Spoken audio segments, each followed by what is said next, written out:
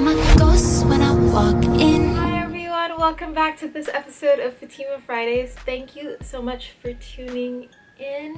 Be sure to subscribe if you're new and you like what you see. And yeah, let's jump right into it. So, first thing I want to talk about is cons. You know, it happened this past week. I believe it's a film festival, right? Someone let me know if I'm wrong down in the comments section. I believe it's a film festival, Cannes Film Festival, yeah. And so, it's just like a literal just fashion haven. Cannes always gives me life. I guess the summer gives me life because there's so many like fashion events right about now that just, you know, give me life. But anyway, moving on to the people who I absolutely loved at Cannes. First, Bella Hadid. There was this dress that she wore, this red dress. I'm not even a huge Bella Hadid fan, but this dress might have made me a convert because this girl, she slayed my life.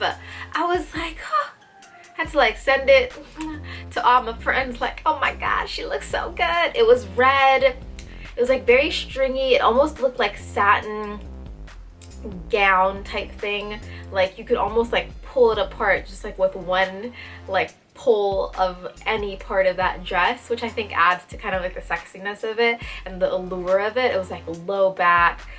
She just looks amazing. You'll see a photo, let me know if you agree. But yes, next person, Blake Lively, who is basically the queen of freaking cons this year. Like, you're pregnant? What? Where? She's like, pregnancy? What? I'm just gonna slay life anyway. She looked amazing. I'll probably choose like one or two of her looks that I really liked and put them in here. Let me know if you like any of the ones that I didn't put in, and if you've seen them and you like them, let me know.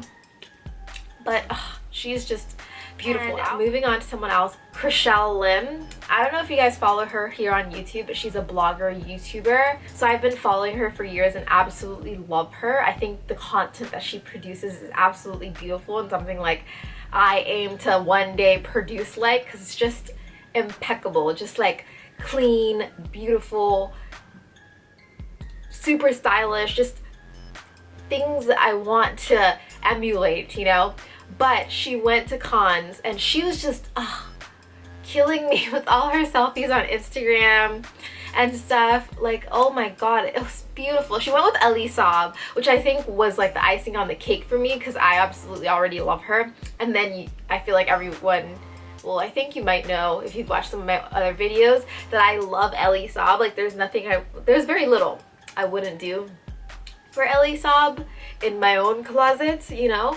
And she went there with Elie Saab and was wearing all this Elie Saab couture to die for. Like tears, maybe tears may have come down, like seriously. Kendall Jenner actually wore a dress similar to Bella Hadid's dress. Haha, I guess it makes sense, they're friends. So the theme to me between both of them seemed to be like this like camisole type of like lace, not even lace, maybe a little lace I guess, and almost like lingerie, almost like slip dress type stuff, you know, that is then like made a little bit longer and like cut interestingly. Like her boobs looked amazing. My friend was like, ooh, how do her boobs look so good? I think it's like contouring and highlighting. I need to learn to do it that well, but she looked great. And the dress was kind of like this red and black, I think, dress, and it was kind of fiery, like it jumped out, which I really liked. So red seemed to be really popular, actually, now that I think about it, amongst the young supermodels. Then Isabella Guillart, yes. Okay, Isa. I mean, she just is one of my favorite people, one of my like inspirations in so many different ways. So she basically killed it at Cannes too. There's a specific gold dress, which is similar to the whole like camisole slip dress type trend that I kept seeing that she was wearing, and it was gold, slinky, long, not too form-fitting, but form-fitting enough. Very like sexy, but like understated sexy type of thing that she was also doing. It was popular with the models, I guess, you know? Yeah, that makes sense, I guess. And I really liked it. Gold, the shoes, gold sandals, epic. Yes, Isa. Yes. Just continue to motivate me.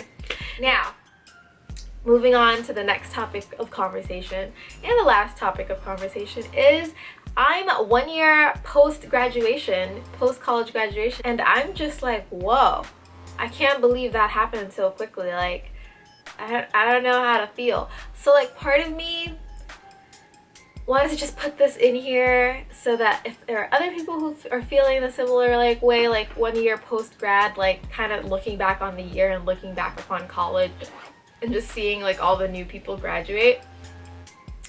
It's really interesting because this year has been a year of growth. I think for me this year has been a year that I've been like doing a lot of like self work, you know, trying to focus on building a better me, like a better human to contribute to society, you know, just because I feel like a lot of the time I'm not very nice to myself and it's not a healthy way to live. So that's something I've been working on, and just being super thankful for all that I have, because no matter what I think about my life and how sometimes it's stressful and how sometimes I'm like, ugh, I hate this, I hate that, or I dislike this, or I dislike that, or I'm frustrated, or I'm like saddened, or this and that, I'm always trying to be thankful and remember the fact that I'm lucky to have what I have, because there are others who don't have what I have and would kill to be in my situation.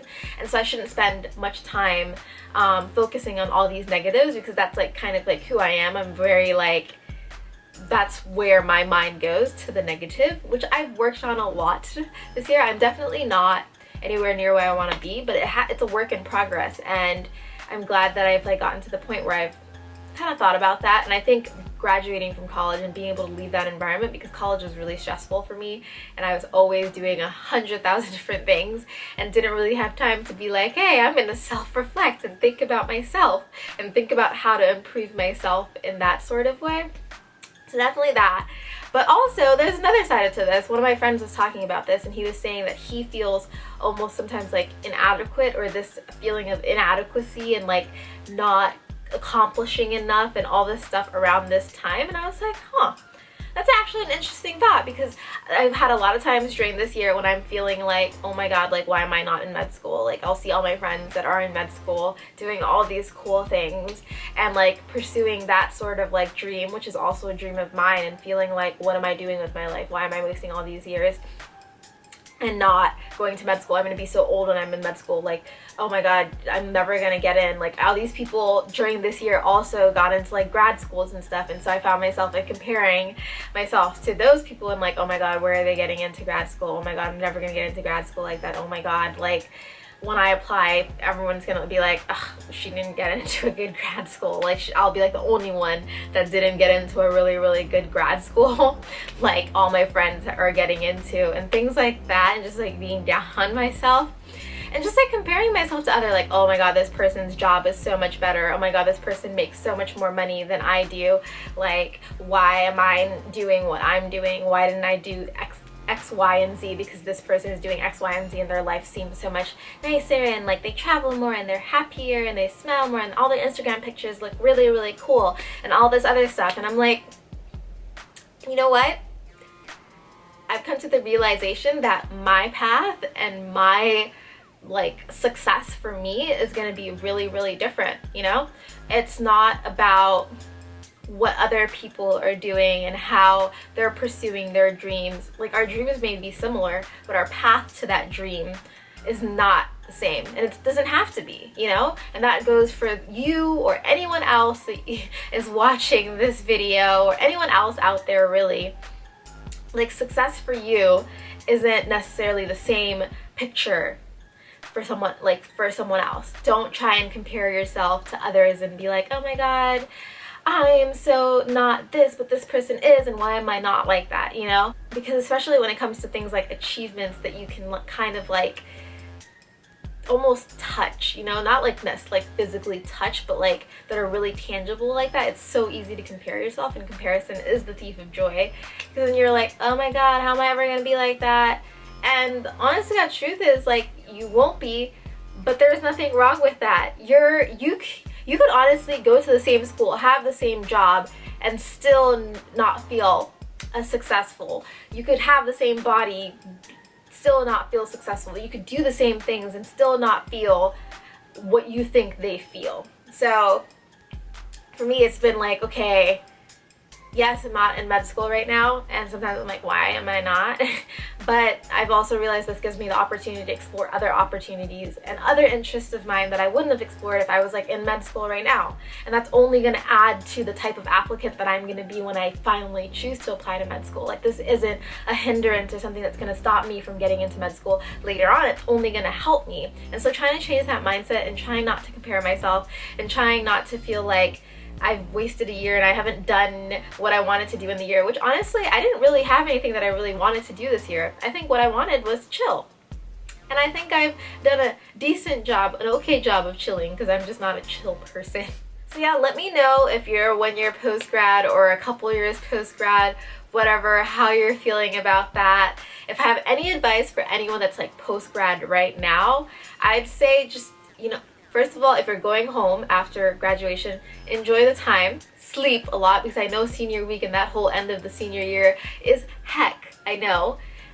It won't probably set in that you're not going back to school until you start your job or the end of the summer. It comes up and you see all your friends that are undergrads going back.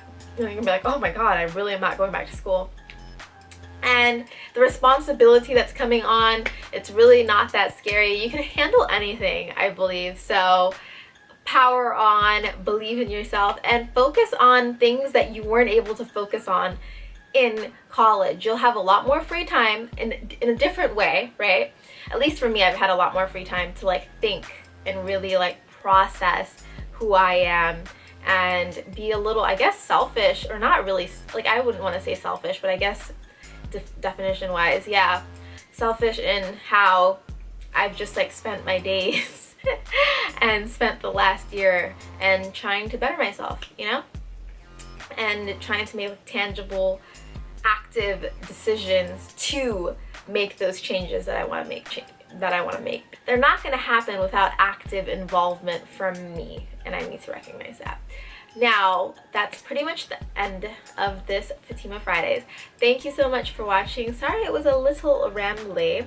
Let me know if you liked any special parts of it, or if you want me to talk about anything specific in the next one. I look forward to hearing from you guys. Thank you again for watching.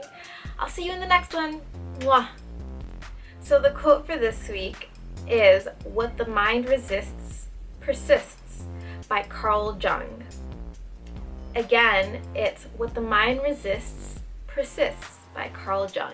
And I think it's kind of fitting for the topic of conversation, especially at the end, this idea of if your mind is resisting believing in you, or if your mind is resisting the idea that you should stop comparing yourself to others, or that your path is different but just as legitimate as someone else's path, and things like that, those things will continue to persist. So you have to actively work towards not having those things persist. And it's gonna take work, but it'll be worth it. But yeah, let me know how you, I guess, interpreted that quote. And so the song for this week, actually, I guess it's like a mixture of two, right? So I heard Alex Iono, he's on YouTube, here on YouTube. He does a bunch of covers, and he did a cover of One Dance by Drake and mixed it with Nicky Jam, Hasta Amenecer. And I was like, what? First of all, that is amazing. I actually paid for it on iTunes. So definitely give that a listen. I'll link it down below. And then I fell in love with Nicky Jam's song, Hasta Amenecer. And I've pretty much had that on repeat forever. It's such a good song, you guys. If you haven't heard it, go listen to it. Yeah, Spanish music, I listen to it. It also helps me practice my Spanish, because then I have to like actively like think about what they're saying and try to put things together, which is always fun for me. It's like a puzzle, woo. But yeah, go listen to the song. Let me know if you like it, and let me know if you have any songs for this week that you want to share and want me to listen to. ¿Cómo tú te llamas? Yo no sé.